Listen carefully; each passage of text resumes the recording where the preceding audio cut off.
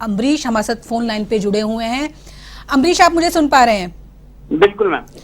अम्बरीश, अभी तक के रुझान के मुताबिक 270 सीटों पे भाजपा आगे है और 121 पर सपा। हमने आपसे सुबह बात करी थी, अब दोपहर का समय हो गया है, 12 बजे से ऊपर हम आ चुके हैं, समय है। अब क्या माहौल है वहां पर सपा के खेमे में और बीजेपी के खेमे में?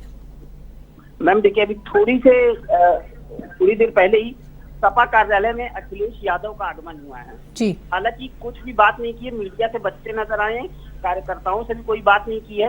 अंदर पार्टी पदाधिकारियों की बैठक चल रही है। वहीं अगर भाजपा कार्यालय की बात करें तो वहां पे जश्न मनाया जा रहा है। कार्यकर्ता दूर दूर से आ रहे हैं, बड़े नेता आ रहे हैं और वहां पे अभी से अबीर और गुलाल जो है वो उड़ने लगे हैं।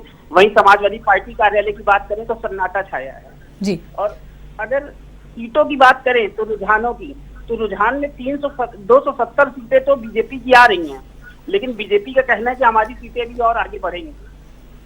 लेकिन जिस तरीके से बीएसपी की सीटें कम हुई हैं, 5 सीटों पर सिमटती नजर आ रही है, ये बीएसपी के लिए अंदर खानों से बहुत बड़ी चिंता का विषय है, क्योंकि बहुजन समाज पार्टी का ऐसे अगर नुकसान होगा तो पार्टी जल्द ही खत्म होती नजर आएगी। और अच्छी खासी सेंधमारी की है बहुजन समाज पार्टी के वोट बैंक पर भाजपा ने, और यही एक बड़ी वजह है कि इतनी बड़ी जीत फिर से भारतीय जनता पार्टी को नजर आ रही है। और समाजवादी पार्टी जो कि लड़ाई लड़ती हुई नजर तो आ रही है, लेकिन सीटों का अगर मिलान करेंगे, रुझान करेंगे सीटों का, तो 120-22 सीटों पर जिस तरीके से सिमटती नजर आ रही है, इससे कहीं की अपेक्षा अखिलेश यादव को शायद थी कि हमारी सरकार बनेगी। और शायद जिस तरीके से वो पहले 304 सीटों पर बोल रहे थे और 100 सीटों पर सिमटना, ये दिखाता है कि भारतीय जनता पार्टी को अभी भी जनता जो है वो नजरअंदाज नहीं की है और दोबारा उत्तर प्रदेश के इतिहास में भारतीय जनता पार्टी की सरकार बनती हुई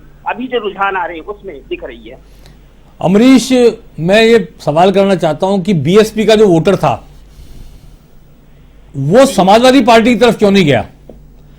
कांग्रेस और समाजवादी पार्टी वो है जो बीएसपी के वोटर के सोच के करीब की पार्टी है। कांग्रेस चूंकि चुनाव में मैदान में नहीं दिख रही थी तो वो समाजवादी पार्टी की तरफ जा सकता था, वो समाजवादी पार्टी की तरफ क्यों नहीं गया बीएसपी छोड़कर?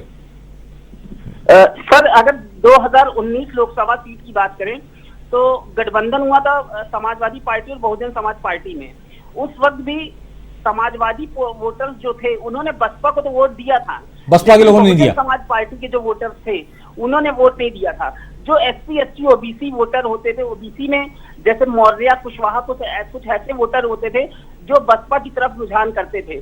लेकिन 2014 के बाद जब 2016 में केशव प्रसाद मौर्य को बीजेपी प्रदेश अध्यक्ष बनाया गया, अचानक से ये जो वोटर थे मौर्य कुशवाहा पटेल, इनका जो रुझान है वो भारतीय जनता पार्टी की तरफ बढ़ा और वो यूं बढ़ा कि जो बहुजन समाज पार्टी का जो मेन वोटर था एससी एसटी, उस पर भी अच्छी खासी सेंधमारी की और समाजवादी पार्टी की तरफ उनका वोट बैंक ना बढ़ना शायद एक सबसे बड़ी वजह ये थी कि उनके मन में एक संदेह हमेशा से ये रहा है कि समाजवादी पार्टी की सरकार में यादव और मुस्लिमों का ही भला होता है और जो अन्य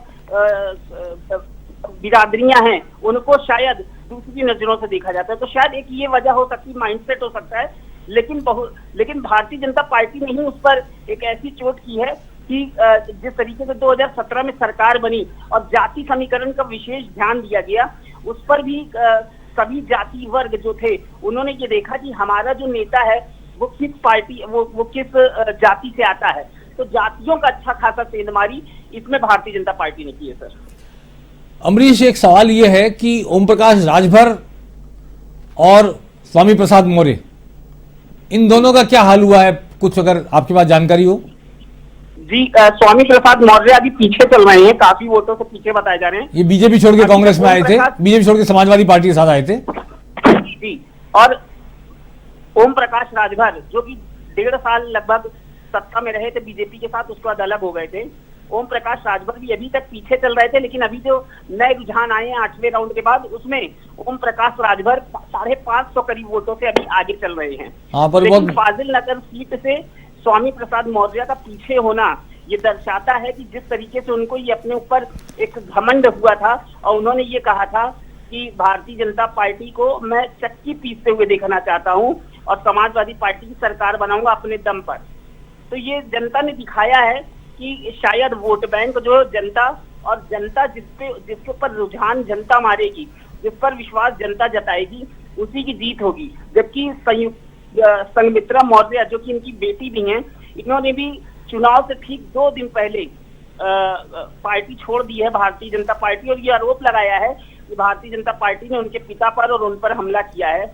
लेकिन उससे कोई फर्क पड़ता हुआ दिख नहीं रहा है सर, क्योंकि मैं जहां तक समझ सकता हूँ, स्वामी प्रसाद मौर्य अगर ये चुनाव हारते हैं तो एक बहुत बड़ा झटका होगा उनकी राजनीति के लिए, क्योंकि भारतीय जनता पार्टी ने पिछले 5 साल में उनको जो कुछ दिया, उनकी बेटी को भी लोकसभा सीट से सांसद बनाया बंदायूं से, उसके बावजूद आपने अपने पुत्र मोह में आकर पुत्र के लिए सीट मांगी, जिसके लिए भारतीय जनता पार्टी ने कहा कि आपकी बेटी सांसद है पार्टी से, आप मंत्री हैं।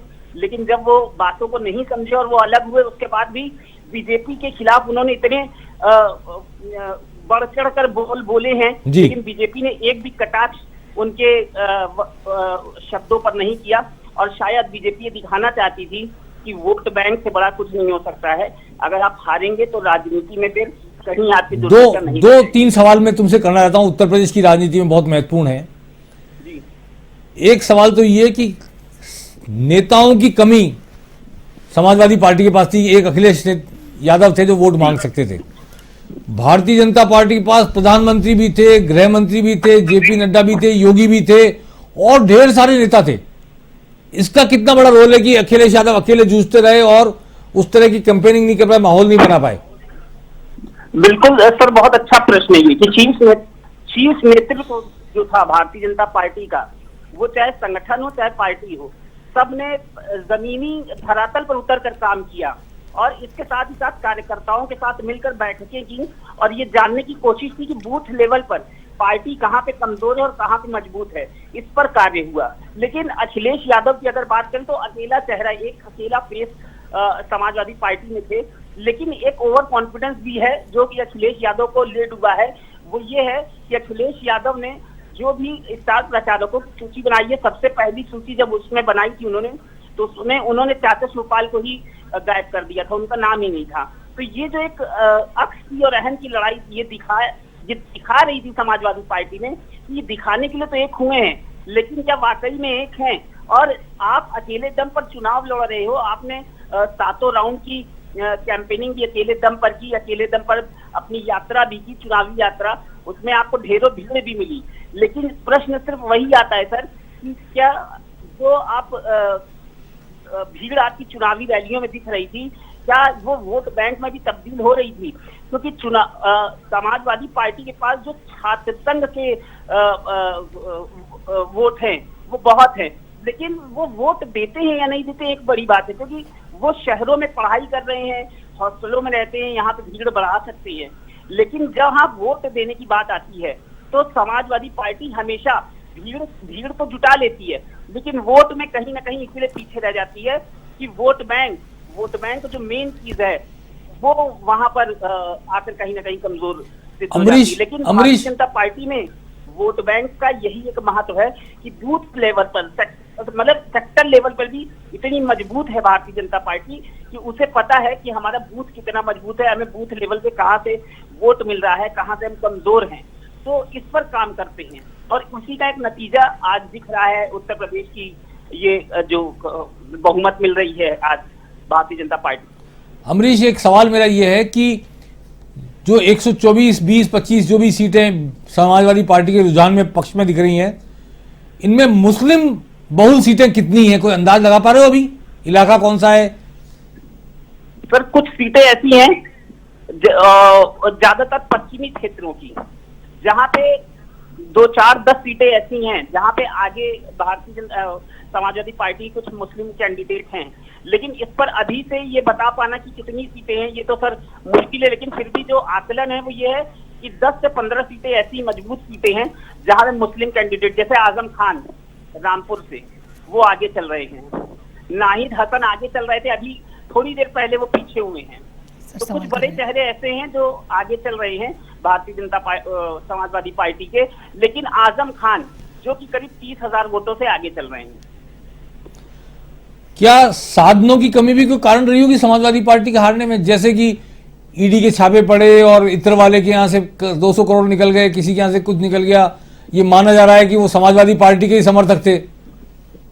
लेकिन अखिलेश यादव का ये कहना है इस पर कि ये भारतीय जनता पार्टी के ही लोग थे और भारतीय जनता पार्टी ने गलती से ही अपने ही यहाँ छापेमारी कर दी। अच्छा। और जब उसको कोई जवाब नहीं मिला तो वो समाजवादी पार्टी का नाम ले रही है, जबकि ऐसा है नहीं। लेकिन हाँ, इसका एक असर पड़ा है, संसाधनों का बहुत फायदा भारतीय जनता पार्टी ने उठाया है और सोशल मीडिया के थ्रू, क्योंकि सोशल मीडिया और आईटी सेल जो है वो बीजेपी का बहुत मजबूत है और सभी के अब पास आज मोबाइल है। मोबाइल के जरिए एक एक व्यक्ति तक पहुंचना आईटी सेल के जरिए बीजेपी के लिए एक सबसे आसान काम है। अन्य पार्टियों की अगर तुलना करेंगे तो बीजेपी शायद आज सोशल मीडिया पे आईटी सेल में शायद दूसरी पार्टियों से मजबूत है और यही एक वजह रही कि बहुत ज्यादा प्रचार प्रसार धरातल पर नहीं था, फिजिकल रैलियों की उतनी अनुमतियां नहीं थी, लेकिन फिर भी टीवी के जरिए, मोबाइल के जरिए, जिस तरीके से सोशल मीडिया के जरिए प्रचार प्रसार भारतीय जनता पार्टी ने लोगों तक जिस तरीके से अपनी योजनाओं को पहुंचाया है, अपने संकल्प पत्रों के को बताया है कि वो अगले 5 साल में क्या करेगी, ये एक बड़ी एक वजह रही। अमरीश, एक सवाल लास्ट आखिरी मेरा तो ये है, इसके बाद संयोग जैन शायद आपसे कुछ पूछना चाहेंगे। मेरा आखिरी सवाल ये कि क्या कांग्रेस, बीएसपी और समाजवादी पार्टी संयुक्त मोर्चा बनाकर बीजेपी के खिलाफ लड़ते तो क्या परिणाम बदल सकते थे? ऐसा लगता है? नहीं, भारतीय जनता पार्टी शुरू से ही मजबूत थी, जमीनी लेवल पर तो मजबूत थी और जिस तरीके से काम किया था भारतीय जनता पार्टी ने, जैसे कि पहले भी मैंने जिक्र किया है, और पूर्वांचल एक्सप्रेस वे हो, लेकिन हाँ अभी भी अगर भारतीय जनता पार्टी की बहुमत से सरकार बनती है तो उनके लिए लॉ एंड ऑर्डर को मजबूत रखना एक सबसे बड़ी चुनौती होगी। दूसरा, जो बेरोजगारों पर एक सबसे ज्यादा मार है इस वक्त और जिस पर भारतीय जनता पार्टी ने कहा है कि हमारी सरकार बनते ही हम बेरोजगारों को नौकरियां देंगे, ये एक बड़ा प्रश्न चिन्ह होगा उनके संकल्प पत्र पर कि क्या वो इस पर फिर से, क्योंकि पिछले 5 साल में जिस तरीके से बेरोजगारों ने हमेशा समय समय पर आंदोलनरत हुए हैं और कहे हैं कि बेरोजगारी है, इस पर कितना काम होता है, क्योंकि 2 साल कोरोना में गए हैं और काम करने का सरकारों को उतना मौका मिला नहीं है।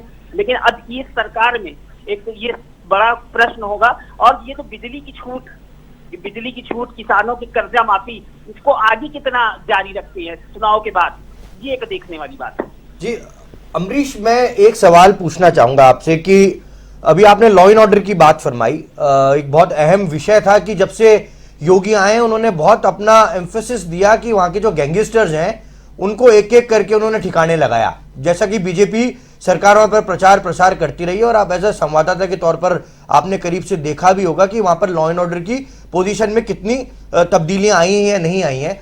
मुख्तार अंसारी के बेटे के हारने की भी सूचना आई है। मुख्तार अंसारी के खिलाफ योगी ने पूरा खुलकर के मोर्चा खोला हुआ था। विकास दुबे का भी एनकाउंटर हुआ उत्तर प्रदेश के अंदर और मथुरा के अंदर एक डकैती हुई थी जब एक ज्वेलर की शॉप के अंदर जाकर के कुछ गैंगस्टर ने पश्चिमी उत्तर प्रदेश का एक बहुत बड़ा गैंगस्टर था जिसने मर्डर किया था, उसका भी एनकाउंटर योगी सरकार ने किया।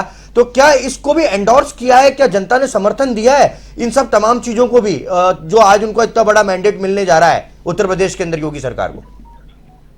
पिछले 5 सालों में जिस तरीके से इस बार का चुनाव शांतिपूर्ण तरीके से हुआ है, इतना शांतिपूर्ण तरीके से उत्तर प्रदेश में चुनाव नहीं होते थे, पहली चीज। दूसरी चीज, संयोग भाई, हम लोग ने ये देखा कि 2012 के चुनावों में बूथ कैप्चरिंग या वोट देते समय लड़ाई झगड़े होना, पुलिस प्रशासन की अनदेखी करना होता था। लेकिन योगी शासन के बाद मुख्तार अंसारी हो, अतीक अहमद हो, मुन्ना बजरंगी की जेल में हत्या जिस तरीके से हुई, विकास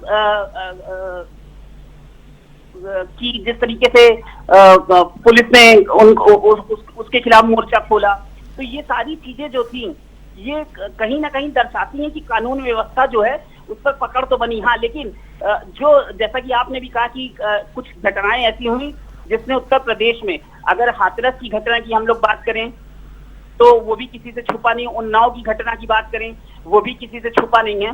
तो कुछ ऐसी चीजें तो हैं जिन पर काम करना अभी भी योगी सरकार को बाकी है। लेकिन हाँ, कानून व्यवस्था पर इतना जरूर काम हुआ है कि धरातल पर अगर देखा जाए तो आज चलिए, धन्यवाद अमरीश, बहुत बहुत आपका। फिर आपके पास आएंगे कुछ समय बाद जब परिणाम हमारे सामने आने शुरू हो